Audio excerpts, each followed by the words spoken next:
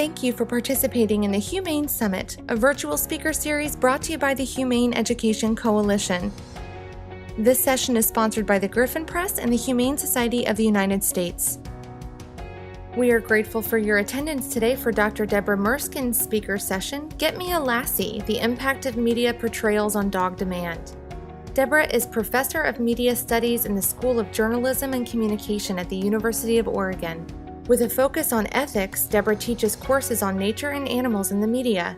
Her research and teaching focus on intersectional race and gender-based theories and examine exclusion or stereotyping by media of marginalized human beings as well as animals and other humans. At this time, I will pass things over to our speaker, Debra Merskin. Thank you so much for this opportunity to talk about animals in the media and in particular focus on dogs and their portrayals and how through humane education we can create a kinder, more compassionate world for them and for us.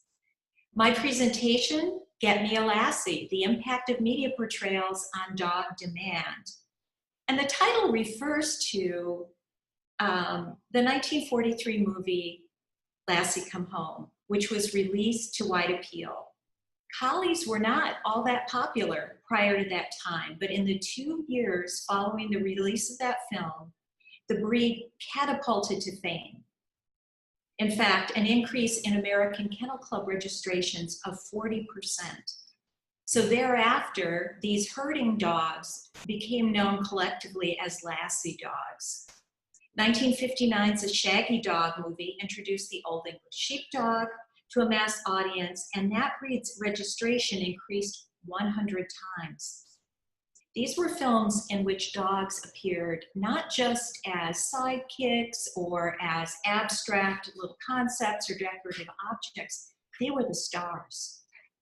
Sometimes they complete a scene, they appear in TV programs, they appear in advertising, sometimes they're a central character, sometimes, in fact, they're merely animated, but it seems like regardless of the way they're portrayed, they have inspired adoption crazes.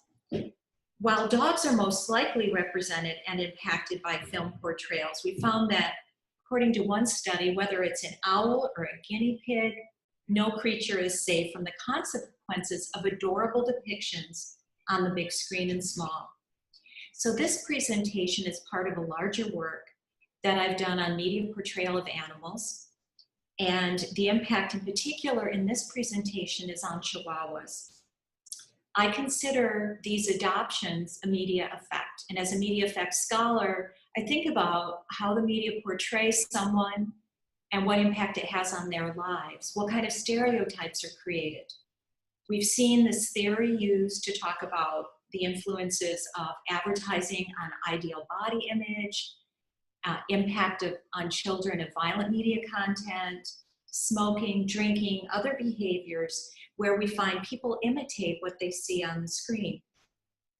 Similarly, increases in demand for dogs who are central characters kind of fall into, unfortunately, this category of consumable. Get me a Lassie, get me a whatever the dog might be, as an idea of product or consumable that dogs and other animals can often be, and sadly, disposable as well. So I've organized this presentation according to the 4 steps of humane education. Acquire knowledge, present some information on how dogs and chihuahuas have been presented in media, asking the audience and students to think deeply about this. What might the impact be? To thereby make some compassionate and responsible choices for which I have some suggestions at the end, and to focus on solutions. So how do we know dogs through media portrayals? Here's a few. Here's Marilyn Monroe posing with Lassie. Here, Wizard of Oz and the little terrier there. Early Rin Tin Tin, and more recently, the character of Eddie, the Jack Russell Terrier who appeared in the television show Frasier.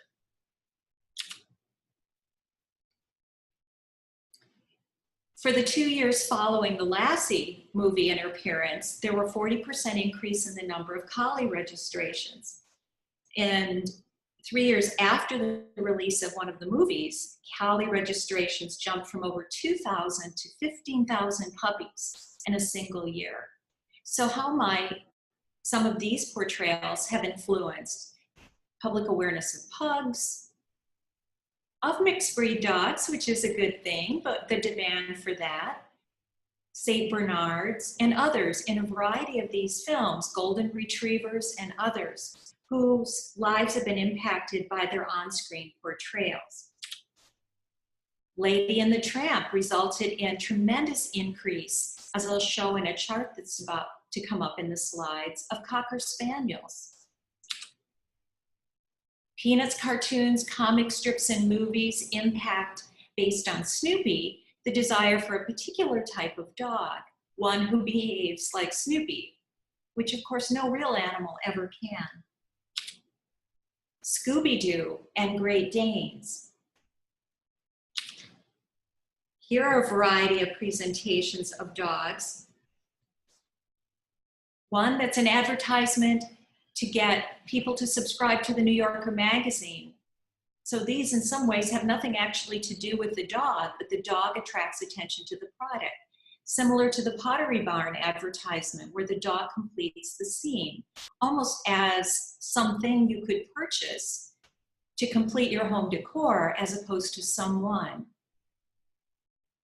Animals have played integral roles in films and television, whether real or animated.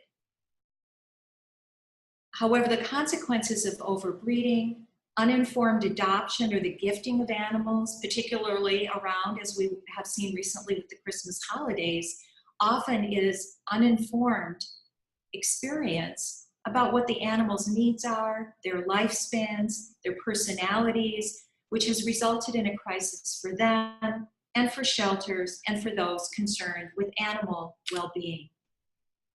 The film 101 Dalmatians, 1961 was its original release. 1996 kept the market for Dalmatians going. The first version of the film was released as a cartoon, and then hobbyists and puppy mill breeders really picked up on it and barely could keep up on the demand for puppies after these movies came out and their sequels. They're highly energetic dogs, very sensitive dogs, and of course, real animals never seem to be the same as they are portrayed, these highly trained individuals in films, in TV shows, and a number then end up in shelters. In 1997, following a release of this film, the Miami-based Dalmatian Rescue Group reported 130 of the dogs were turned in by September, which is more than they normally receive in a 2-year period, and they received that immediately after the release of the film. This chart from a really interesting study shows dog movie stars and dog breed popularity, and that they do become more popular after appearing in particular movies. Lassie Go Home is here under the collies, Dalmatians, as just mentioned.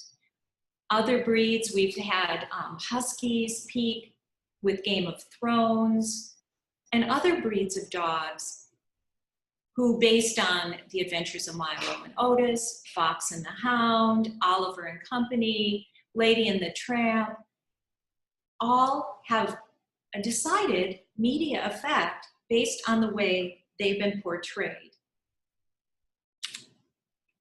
Chihuahuas fall into the category of dogs who are bred in high numbers in facilities, backyard breeders, puppy mills, and so forth, based on demand. The numbers are really hard to come by. I've talked to some people at Best Friends Animals. I've talked at some at other shelters, and it's really hard to get a number on that. In that, many times dogs will arrive in these facilities pregnant, or the numbers of them taken by the busload up and down, particularly the west coast of the United States, from kill shelters to be kept safely and rescued, are hard to estimate, but we do know that according to a couple of studies, particularly those by the ASPCA, that more than 4,100 healthy and adoptable dogs and cats are killed in animal shelters every day. Chihuahuas are the #2 breed found in shelters.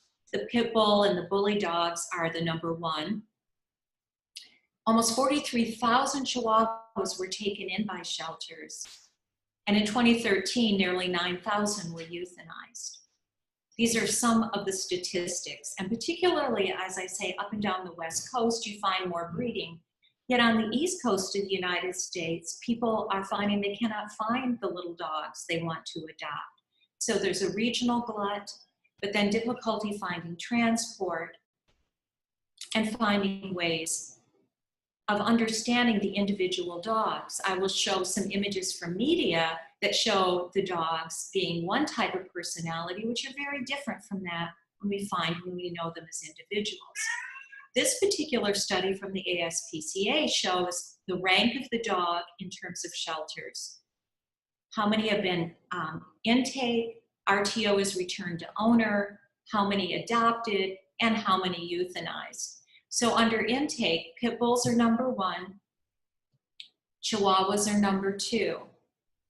Certain number are returned to owners, some are adopted, and a great number are euthanized. Chihuahuas are among the #3 to be euthanized in these facilities. But the numbers are vast. When we look at the 52,000, nearly 40,000 of the animals taken in to shelters.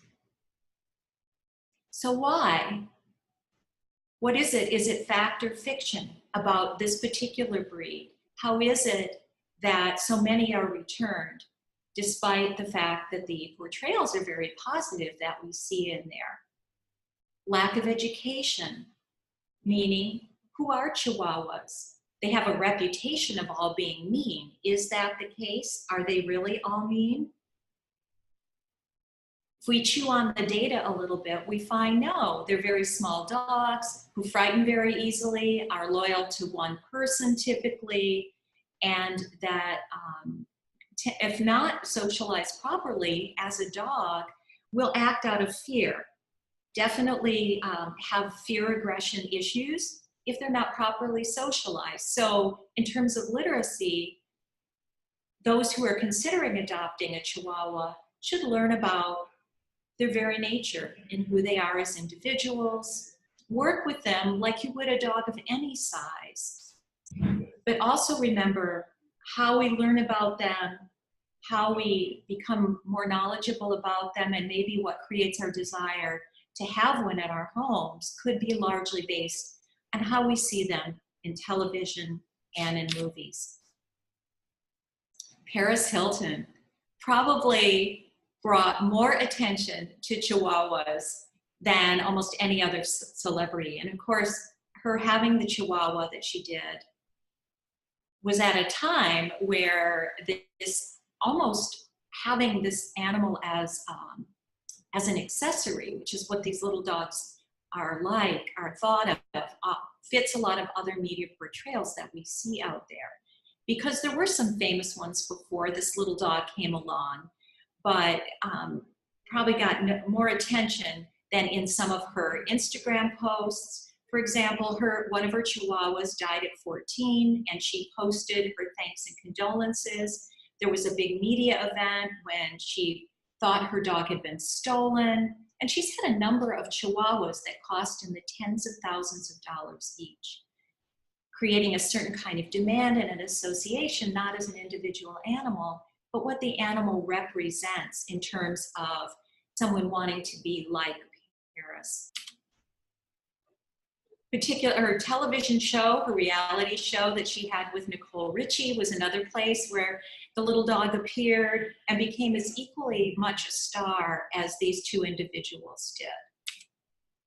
She posed in a Guess advertisement with her little dog, showing a glamorous life with Tinkerbell by her side, having nothing to do really with the individual dog, but part of completing a picture of what a life like Paris Hilton's might be.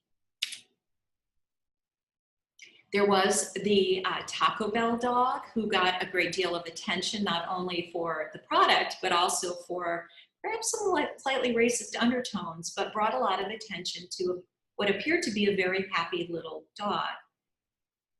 Gidget was actually the dog, although in the ads, the dog was presented as male. Another place that presented Chihuahua as accessory to complete a particular look were the Legally Blonde films. Bruiser, Legally Blonde and Legally Blonde 2.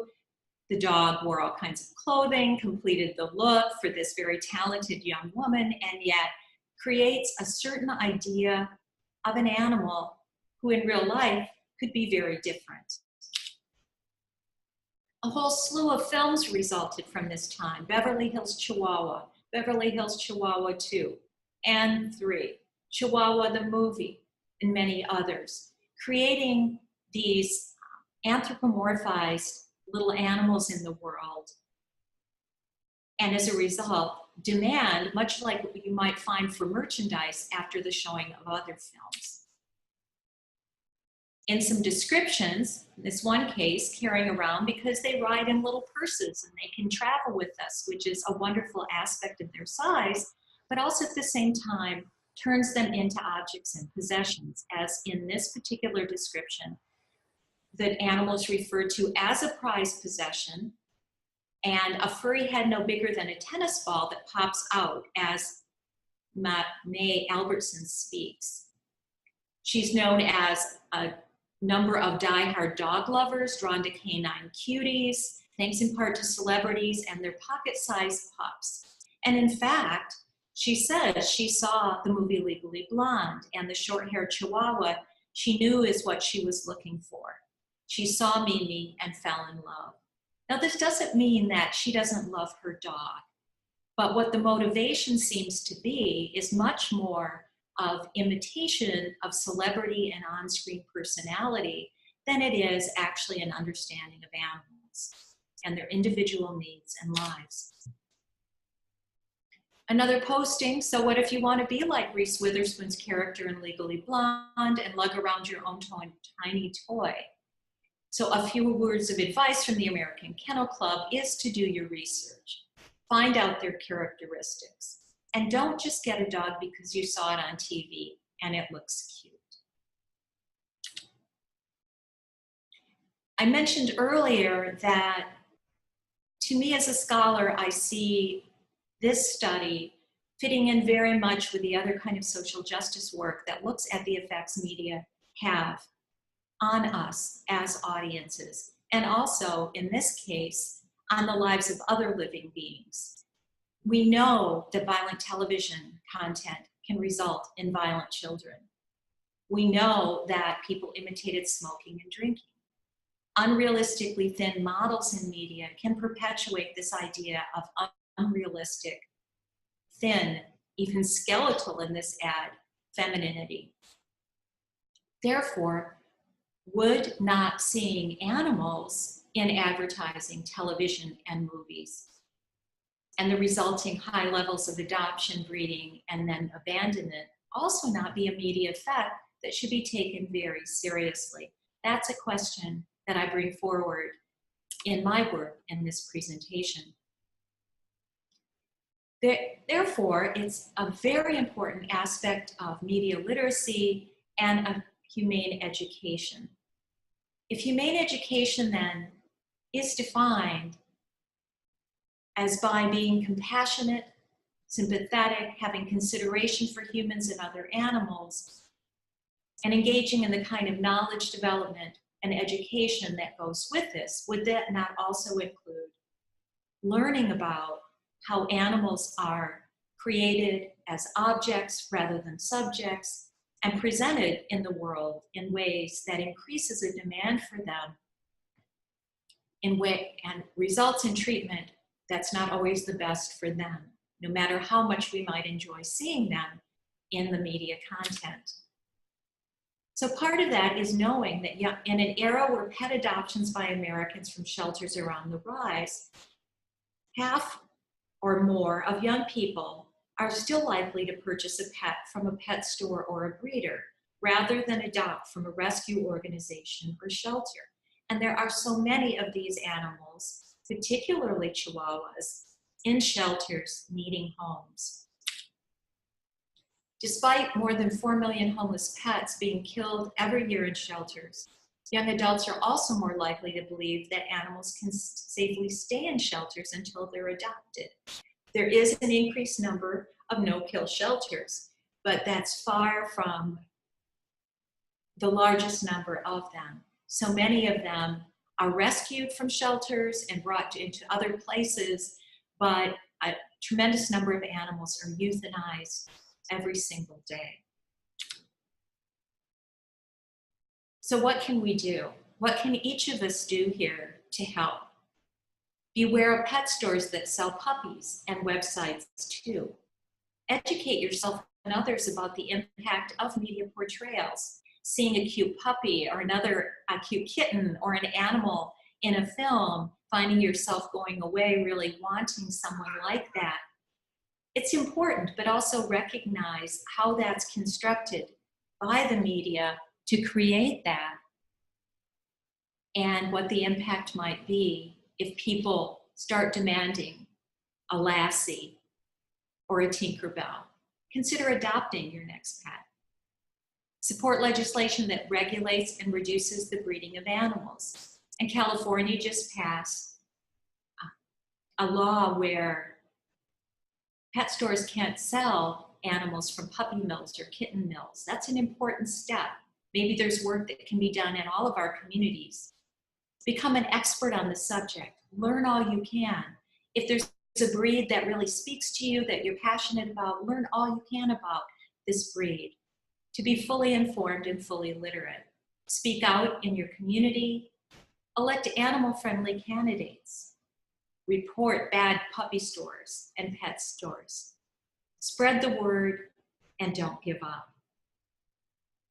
If you want more information on how to represent animals, think about animals in the media, do respectful and responsible reporting and filming about them, I encourage you to visit the website animalsinmedia.org, where you can find hot tips about representations, statistics to help speak out in your community and find ways to really responsibly engage with the animals that are in our lives as symbols and as real living beings in our world.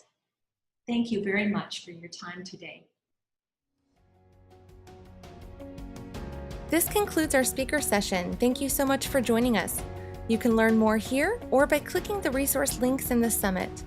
We hope you've enjoyed this speaker session and that you'll join us for another one soon.